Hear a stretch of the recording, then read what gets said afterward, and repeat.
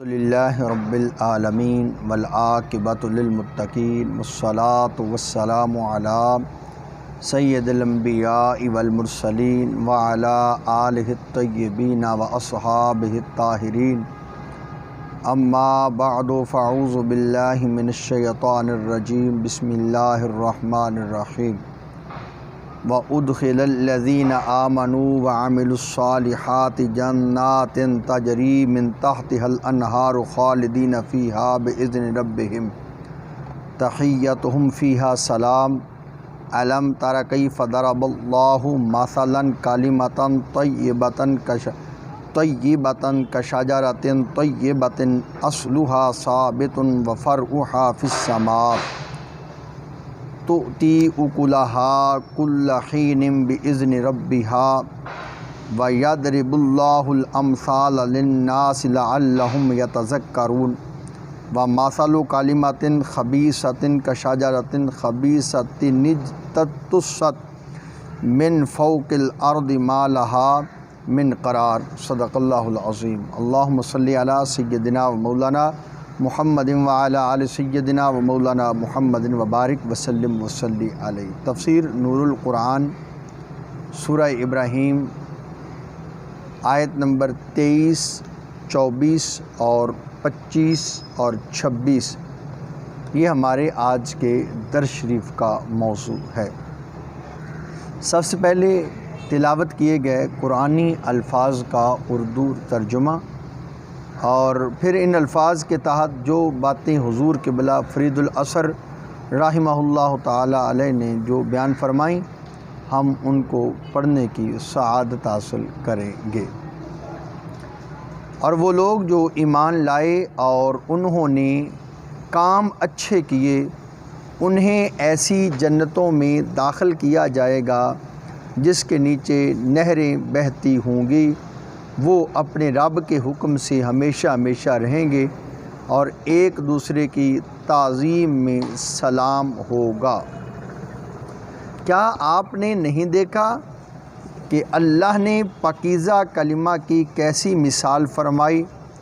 وہ ایک پاکیزہ درخت کی طرح ہے جس کی جڑ مضبوط ہے اور اس کی شاخیں آسمان میں ہیں۔ وہ درخت اپنے رب کے اذن سے ہر وقت پھل دیتا ہے، اور اللہ لوگوں کے لیے مثال بیان فرماتا ہے تاکہ وہ نصیحت حاصل کریں۔ اور ناپاک کلمہ کی مثال اس ناپاک درخت کی ہے جس کو زمین کے اوپر سے اکھاڑ لیا گیا، اس کے لیے بالکل ثبات نہیں۔ ان قرآنی الفاظ کے تحت حضور قبلہ فرید الاثر رحمۃ اللہ تعالی علیہ کچھ یوں بیان فرما رہے ہیں۔ پچھلی آیہ کریمہ میں تھا کہ قیامت کے دن کفار مار کھا جائیں گے اور ایماندار اللہ کے فضل سے کامران ہوں گے۔ اس آیہ مبارکہ میں مومن اور کافر کی مثال بیان فرمائی جا رہی ہے کہ مومن اس پاک درخت کی طرح مضبوط اور کافر شجر خبیث کی طرح کمزور اور ٹوٹنے والا ہے۔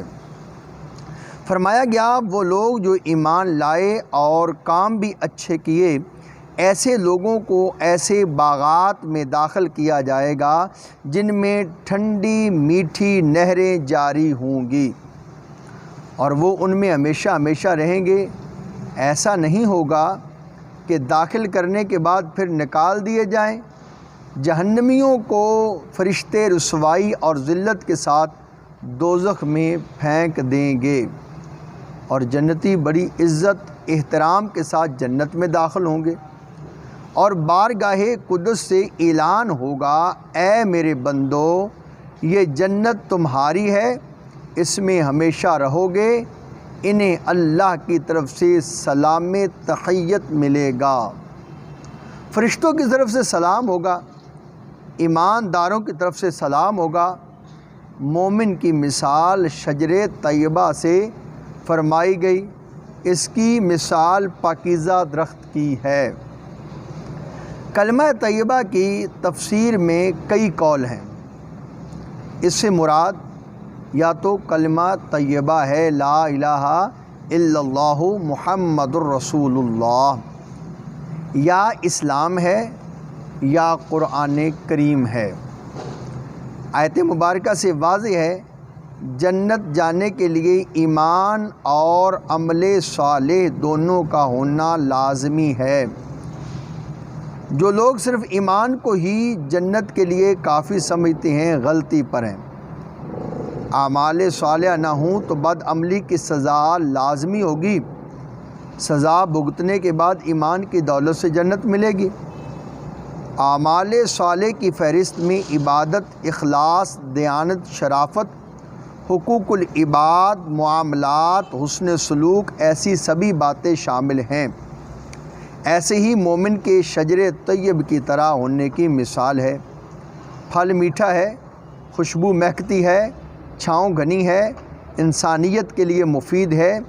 اس درخت کی جڑیں گہری ہیں، کوئی آندھی طوفان اگر گرا نہیں سکتا، شاخیں آسمان تک پہنچی ہیں، کوئی کاٹ نہیں سکتا۔ کافر کی مثال خبیث درخت سے فرمائی گئی جس کا سایہ نہیں، پھل ہے ہی نہیں، یا کڑوا ہے، بدبودار ہے، کوئی کھانے کو پسند نہیں کرتا۔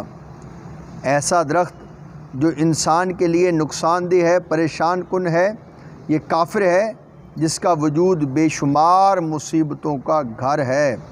ما لہا من قرار کہ ارشاد نے بتایا اسے کوئی زمین پر ٹھہرنے نہیں دے گا۔ یہ درخت بد شکل بھی ہے، بدبودار بھی ہے، کانٹے والا ہے، جھاڑی جیسا ہے۔ شجر طیب خدا اور مصطفیٰ صلی اللہ علیہ وسلم کی نظر میں پسندیدہ ہے، شجر خبیث خدا اور مصطفیٰ کے لیے قابل نفرت ہے۔ مومن کی مثال کلمہ طیب سے ہے، اس میں ایمان ہے، یہ مضبوط ہے۔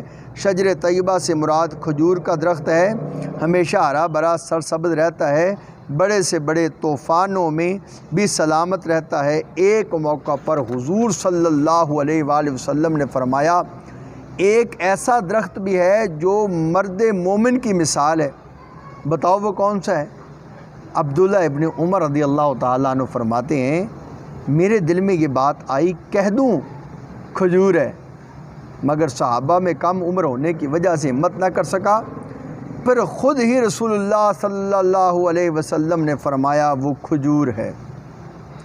مومن کی مثال اس درخت سے فرمانے کی وجہ یہ ہے کہ کلمہ طیبہ میں ایمان اس کی جڑ ہے جو بہت مضبوط ہے، دنیا کے حوادث اسے ہلا نہیں سکتے۔ ایمان وہ شاندار شے ہے جس کے مقابلہ میں لوگ مال جان قربان کر دیتے ہیں، ایمان بچا لیتے ہیں۔ ایک وجہ یہ بھی ہے جیسے کھجور کے درخت کی شاخیں آسمان کی طرف بلند ہوتی ہیں، مومن کی ایمان کے ثمرات بھی آسمان کی طرف اٹھائے جاتے ہیں۔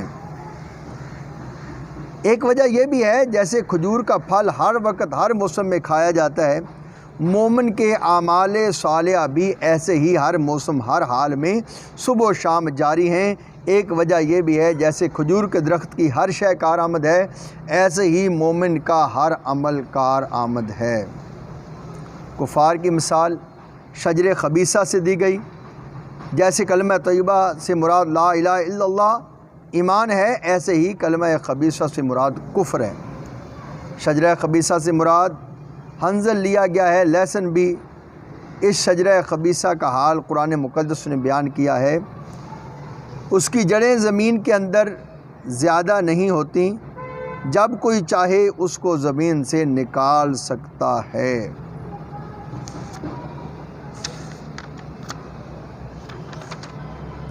آیہ کریمہ کے آخر میں فرمایا گیا کہ اللہ تعالیٰ ایمانداروں کو دنیا قبر حشر میں ثابت قدم رکھتا ہے۔ کس قدر صحابہ کے حیران کن واقعات ملتے ہیں، بلال کس قدر ثابت قدم رہے۔ حضرت سہل بن عمار فرماتے ہیں میں نے یزید بن ہارون کو ان کی موت کے بعد دیکھا اور قبر کا حال پوچھا تو فرمایا میرے پاس نکیرین آئے، سوالات کیے، میں نے اپنی سفید داڑھی کو پکڑ کر کہا ایسے شخص سے سوال کرتے ہو؟ میں 80 سال تک لوگوں کو یہی سوالات جوابات سکھاتا رہا۔ یہ ثابت قدمی کا ایک نمونہ ہے۔ دعا ہے اللہ تعالیٰ نور قرآن سے ہمیں اپنے سینوں کو منور کرنے کی توفیق عطا فرمائے۔ وصلی اللہ تعالیٰ علی حبیبہ الاعلیٰ سیدنا محمد وعلی آلہ واصحابہ بعدد خلقہ وبارک وسلم۔